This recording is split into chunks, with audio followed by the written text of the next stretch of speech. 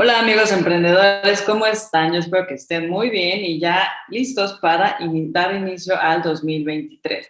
Y bueno, pues como cada año nos acompaña nuestro economista favorito, Marco Ocampo. Y la verdad es de que, si ustedes pueden ver en los videos anteriores, siempre con mucho gusto pues él nos acompaña para darle algunas recomendaciones a las empresas, emprendedores, negocios pequeños y medianos sobre pues qué hay para la economía en el siguiente año, ¿no? ¿Qué hay, qué se puede hacer, qué estrategias utilizar, en dónde seguir y en dónde no seguir? Entonces, la verdad es de que, Marco, pues yo siempre te doy muchísimas gracias por apoyarnos, por compartirnos toda esta información. Les cuento un poquito de Marco.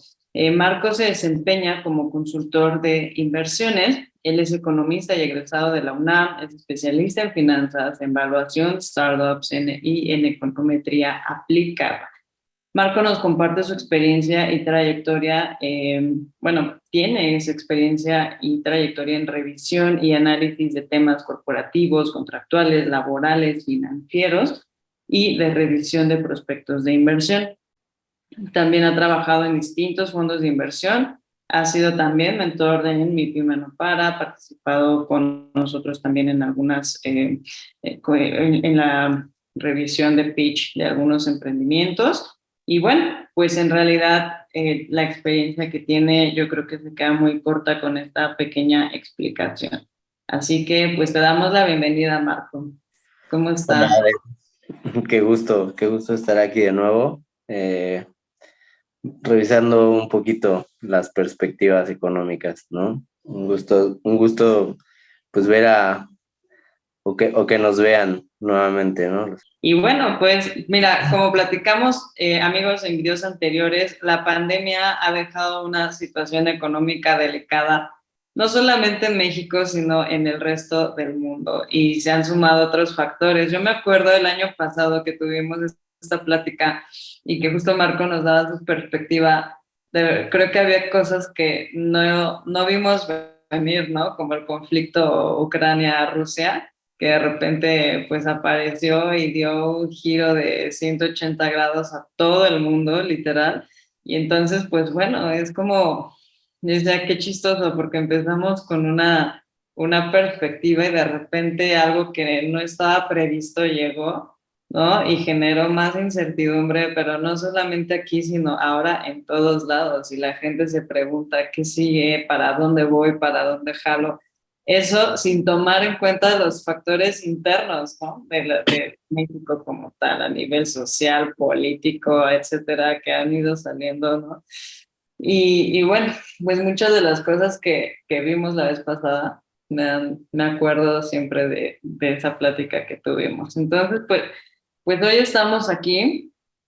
La verdad es de que pues me gustaría que preguntarte, que nos contaras si, pues cómo ha ido la cosa, se ha recuperado la economía, no se ha recuperado, qué factores nos están llevando a esta situación actual.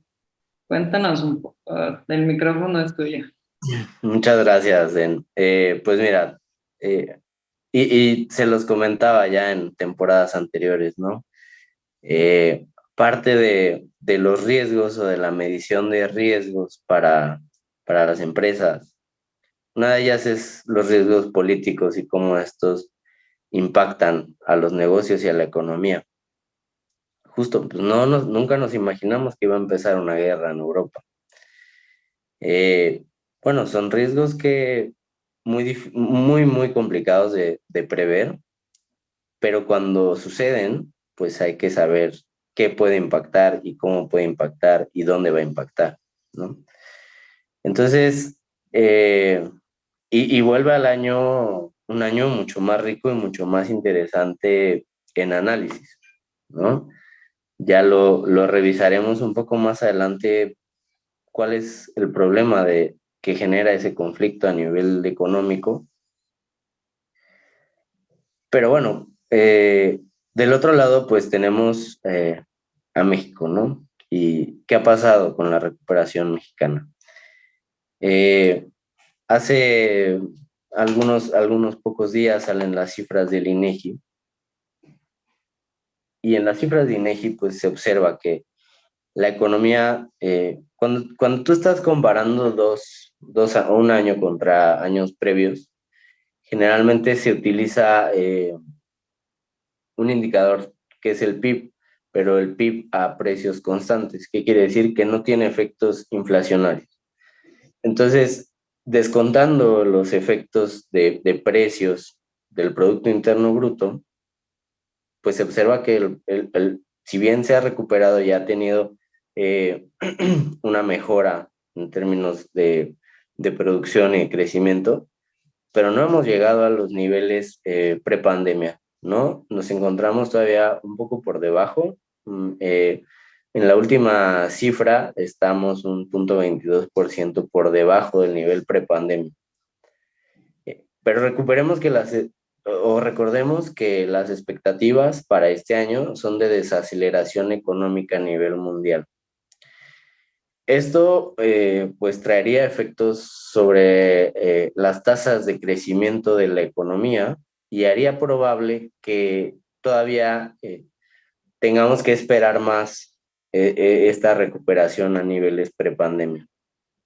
Pero también, pues del otro lado de la moneda, este es un efecto de una causa anterior y la causa anterior pues era la ocupación de los estímulos fiscales y monetarios por parte del gobierno de México, que pudieron haber ayudado a que la recuperación hubiera sido un poco más dinámica. Siempre hay el miedo de, oye, ¿y si afecto a las finanzas públicas, ¿no? Usando crédito, o si genero inflación? Bueno, pues otros países usaron esas políticas, generaron inflación, hay inflación a nivel mundial, todos los países la están experimentando, y nosotros también nos estamos comiendo el efecto de las políticas en Estados Unidos y en Europa, ¿no? De estas políticas eh, económicas. Entonces, pues la verdad es que ahí hay como sensaciones mixtas para los economistas y para la gente que se dedica más a temas justo académicos y de análisis, pues de qué hubiera sido, o sea, es muy difícil determinar cuál hubiera sido el punto óptimo, pero ¿pudimos haber arriesgado un poco más? Yo creo que sí pudimos haber arriesgado un poco más en términos de política económica. Pero bueno, esa es la situación de saque. También yo ya les comentaba justamente en la revisión pasada, pues qué esperábamos para 2022, ¿no? Y ambos pronósticos, que eran inflaciones altas y tasas de interés crecientes, pues se dieron a lo largo del año. Esas eran las expectativas iniciales y siguen ahí. Ahora, pues eso ha generado para las empresas impactos, como ya lo mencionábamos anteriormente, y esta es una carrera de desgaste. Y aquí quien va a perder es quien no esté midiendo y ajustando los resultados de su empresa. Porque hoy ya los márgenes y ciertos indicadores dentro de las empresas están mostrando el deterioro que está causando la inflación y las tasas de interés. Entonces, pues nuevamente, pues es justamente empezar a fijarnos en estas cosas, empezar a analizar cómo está impactando esto a nuestras empresas y empezar a generar las políticas y la toma de decisiones ad hoc para lograr suavizar estos impactos pues de una manera que no termine afectando la situación patrimonial de las compañías, ¿no? Entonces, eso fue 2022, pero para 2023 el escenario no se ve muy diferente, cuando menos al primer semestre de 2023. Entonces, pues es algo, es un factor a considerar, pues que hay que estar atentos de qué está pasando con la empresa, ¿no? Claro, mucho se habla, ¿no? De que se escucha de que, pues, si Estados Unidos entra en recesión, entonces México le va a ir peor y luego se sigue hablando de que la inflación va a terminar, va a bajar hasta finales del siguiente año, cosas de ese tipo. Y bueno, pues eso sin contar justo los imprevistos que se vayan dando, ¿no? Aquí digo, hay que tener especial atención porque nosotros estamos encadenados al ciclo económico de Estados Unidos y especialmente, eh, o sea, en términos muy específicos, pues las exportaciones, ¿no? O sea, ahí pues las empresas que exporten y que exporten bienes de producción industrial, pues podrían experimentar desaceleración en sus ingresos. Eh, del otro lado, pues hay impactos para las materias primas, ¿no? También del otro lado se está esperando una desaceleración y una reorganización de la economía en China, que también va a generar impactos en las materias primas, ¿no? En los minerales industriales. Entonces, el escenario es interesante. Aún no hay ¿cómo decirlo? No hay una certidumbre acerca de la magnitud y la velocidad eh, sobre la evolución de ciertos indicadores, como puede ser inflación, tasas de interés, desaceleración económica, pero pues ya es parte de la tesis, ¿no? O sea, ya es parte de el sentimiento del mercado, ya es parte de, digamos, este consenso económico de decir, oye, pues ya está todo listo para esperar una recesión. ¿Cuándo? Se espera que pueda ser hasta tal vez finales del primer semestre, ¿no? Pero las expectativas ya están y el consenso del mercado y de la gente que se dedica a analizar la economía ya está, y creo que ahí es donde hay que tener el foco puesto, ¿no? Y el interés de ver qué va a pasar, porque probablemente muchas empresas antes empiecen a experimentar caída en ventas, caída en márgenes, y aquí es donde se pone fea la cosa, ¿no? Oye, Marco, cuéntanos un poco también cómo es de que en algún momento este conflicto entre Rusia y Ucrania ha afectado la economía. O sea, digo, mucho se sabe pues el tema del petróleo y demás, ¿no? Pero bueno, ¿cómo es que ha llegado hasta México? Pues mira, esto viene apoyado por las principales causas de la inflación, y una de ellas son las disrupciones en las cadenas de suministro, ¿no? Ya, digamos, en fotos anteriores en revisiones anteriores veíamos cómo el COVID había afectado a ciertas industrias y cómo el COVID había generado escenarios de desabasto o de falta de oferta de ciertas industrias y tal. Entonces, una vez que se rompen estas cadenas de suministro o estas son insuficientes, la dinámica de la guerra de Ucrania y Rusia entra a presionar ciertos productos, ¿no? ¿Y qué productos son los que presiona el conflicto? Bueno, pues concretamente lo que está presionando, como bien lo comentas, es el gas, el petróleo, el trigo y minerales. Esa es la lectura inicial. Pero después hay otro producto que es muy interesante el análisis y que no mucha gente lo menciona, que es el nitrato de amonio.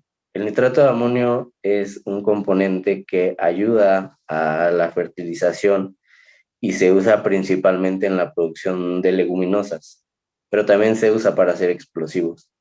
Eh, yo creo que aquí todos recordamos lo que pasó en Beirut en agosto de 2020, ¿no? Que explotó la ciudad. Bueno, pues este fue el componente que explotó. Así de explosiva es la cosa. Entonces, es importante considerarlo porque 2/3 partes de la producción agrícola y de este componente, de la producción de este componente para producción agrícola, vienen de Rusia. Entonces, esto también presiona el precio de estos productos porque hay menos fertilizante. Obviamente, las producciones son menores, los precios se elevan. Y eso solamente hablándolo del lado de materias primas o de bienes. Mm. Pero también, pues, obviamente esto afecta al comercio internacional. Esto genera incertidumbre en la región acerca de las inversiones y las expectativas económicas. Obviamente es una situación geopolítica fuerte y que siempre ha estado muy encadenada de el suministro de gas a Europa, y esto pues genera presiones en Europa, donde Europa tiene que discernir entre pues hacerle la ley del hielo a Rusia y quedarse sin gas. O sea, ahí es un juego muy complejo, es un juego bastante complejo. Digamos que yo lo estoy llevando a un esquema muy burlón, pero la situación es tensa, ¿no? O sea, siempre que hay conflicto con Ucrania, con regiones de Ucrania, pues esto es lo que hay de fondo.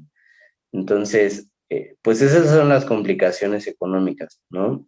Eh, Obviamente estas tensiones pues no abonan a, a la solución de los problemas económicos que tenemos y a la solución de los problemas en las cadenas de suministro. Entonces, pues esa es la tensión que está generando el conflicto de Rusia-Ucrania. Ok, ¿y cómo impactó el precio del euro, por ejemplo, no? O sea, el precio del euro, a un euro vale lo mismo que un dólar. Llegamos a ese tipo de asimetrías en el mercado. Mm. Digamos, al ser una situación política que justamente abona a la parte del análisis de riesgos, cuando tú haces un análisis de riesgos, siempre tiene que haber una situación política. Obviamente esta situación política pues genera inestabilidad y genera ante los inversionistas el decir, oye, pues ya no simplemente es un tema de rendimiento, sino es un tema de dónde está más seguro mi dinero.